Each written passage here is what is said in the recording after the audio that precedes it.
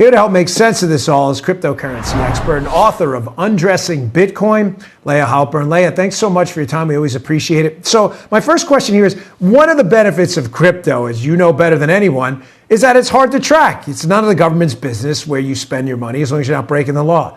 But one of the problems, LAYAH, is it's hard to track. And when there's fraud involved, there's almost no way to get this money back, is there?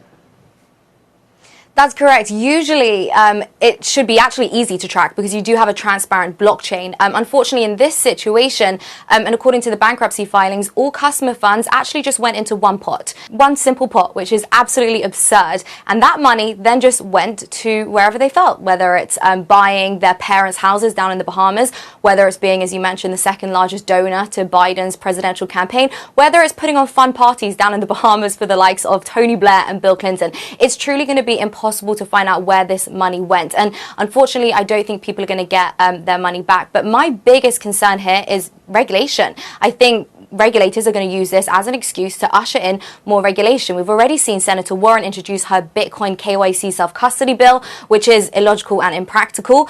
And also, I don't really understand what more regulation is even going to do because fraud is already illegal. So it's not very clear what's going to happen here. Yeah, I was going to ask you that as a follow-up, as a perfect lead-in. LAYAH, this is just a case of pretty simple embezzlement. I mean, even the new CEO up on Capitol Hill, I think his name was John Ray, said, listen, this really isn't that complicated. People deposited their money with this company, and this guy allegedly just took it and spent it. I mean, we're not wrong, right? It's just simple embezzlement. You could have done it with checks or gold or coins or dollar bills.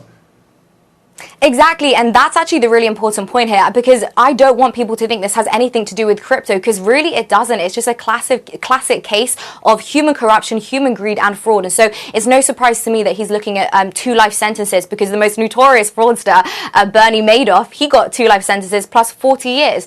And so for me personally, I'm going to be keeping my eye on regulation. What we're seeing as well, this mess is massively due to the lack of clarity and the fact that Americans aren't really expecting any crypto for any regulation to be coming anytime soon. And so what this does is it actually pushes these cryptocurrency entities offshore. It makes them have to operate in that grey area, which of course hurts retail investors. But one last point I do want to make is that in terms of regulation, well, Sam Bankman-Fried and FTX were actually working very closely with regulators over the last 6 months, I believe. And it's very strange to me that they didn't know that this company were fraudulent and insolvent. So again, I'm not really sure what regulation is going to do here.